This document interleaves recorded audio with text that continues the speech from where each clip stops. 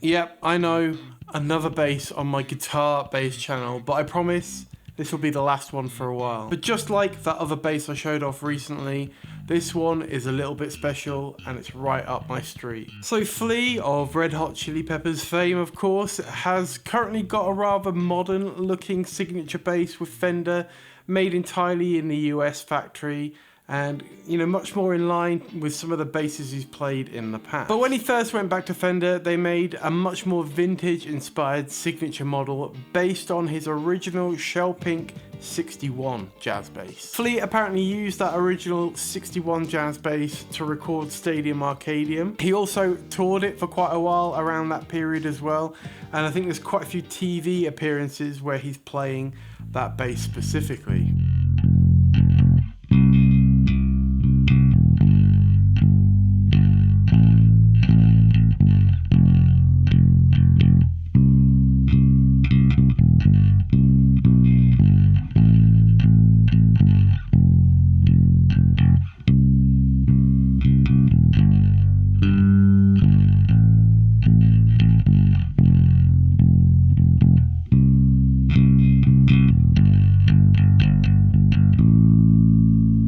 Now this one belongs to my wife, and it made quite a few appearances in some of my earlier YouTube output when I was doing covers. I basically recorded all of the bass parts on this guitar and then used it in the videos for those covers. And really any musical output that I've had that's had bass recorded in it over the last 7 years or so has been this bass.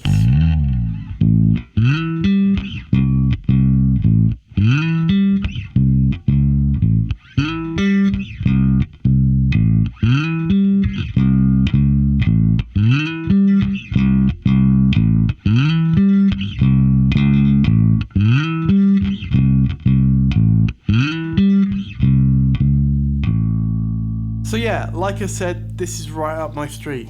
Now I'm well into vintage guitars, but I'm also well aware that I'm never likely to own a kind of golden era pre-CBS Fender, so I really appreciate it when Fender release these kind of models. Believe it or not, this started as Shell Pink, but this particular example has definitely seen some lacquer discoloration. Now I blame that on the faux fur-lined multi-guitar case that we have that this has been sat in most of its life, but it's gone particularly bad along the bottom.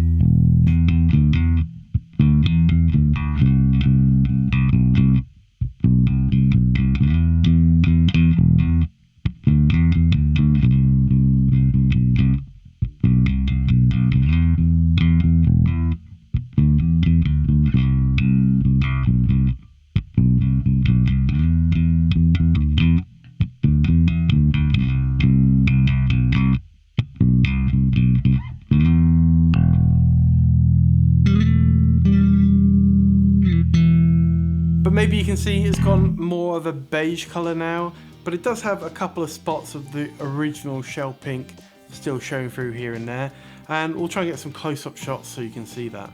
Now neither of us particularly mind that it's gone this kind of beige colour. In fact, my wife kind of prefers it over having a pink guitar, and it is part of the guitar story.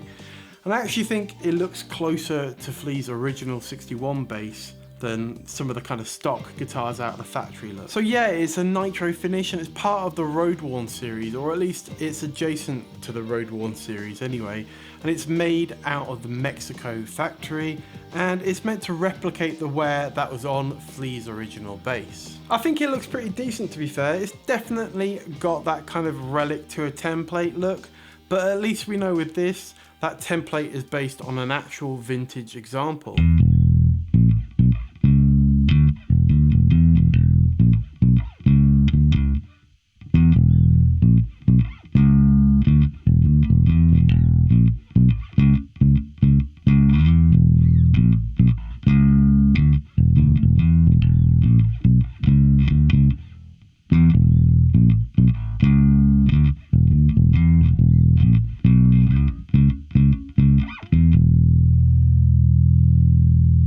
It's got a really great feeling neck, and it has that nitro smell that you just don't get with a poly guitar. Spec wise, I mentioned the road worn nitro finish already, but it has an older body, a maple neck and a rosewood fretboard. It's a full 34-inch scale, of course, and that fretboard has a 7.25-inch radius and 20 vintage style frets. It's got a synthetic bone nut with a 1.5-inch nut width, which gives it that real narrow kind of classic jazz bass feel that as a 6-string guitarist I really appreciate. It's loaded with 2 pure vintage 64 jazz bass pickups, as well as 2 stacked volume and tone controls, which is period correct for a 61 bass, but not something you see on the more modern jazz basses. It's a vintage style top loading bridge, so no string through on this one, with vintage style machine heads and a taut guard, of course. There's also no kind of gaudy artist signature anywhere on the bass that can't be removed.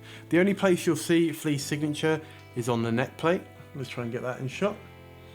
And that can, of course, easily be swapped out for another one if you want to play the bass without that signature on it at all. So yeah, I think you'll agree it's a pretty cool bass.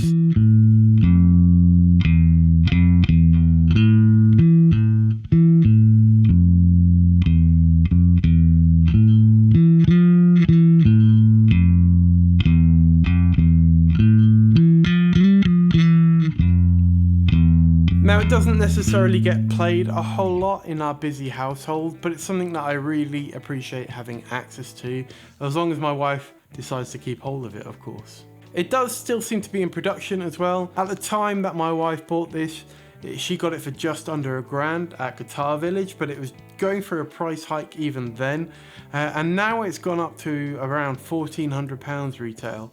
Although you can usually pick it up for a little bit less in a deal. It's a lot for a Mexican made Fender, but Fender's prices have really gone through the roof lately. Now, I think when this eventually goes out of production, it'll become one of those really sought after models. It's such a cool bass, it's such a cool spec, and of course it's got the Flea name to it. It's only going to go up in value, in my opinion. That's not why my wife bought it, and it's not why we love it. But you know, it's always an added benefit, right?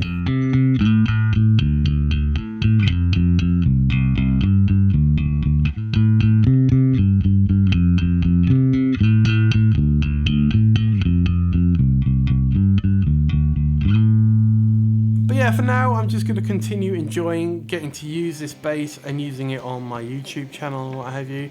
So yeah, I'm sure you're going to see it more in the future. Let me know what you think of this iteration of the Flea bass. Do you like this one better, or do you prefer the Modulus? Maybe you prefer his current US models. Let me know in the comments. If you do want to check out the video I made on his Modulus signature bass, then click the link over here. But yeah, thanks for sticking around to the end, thanks for watching, and I'll catch you in the next one. Cheers.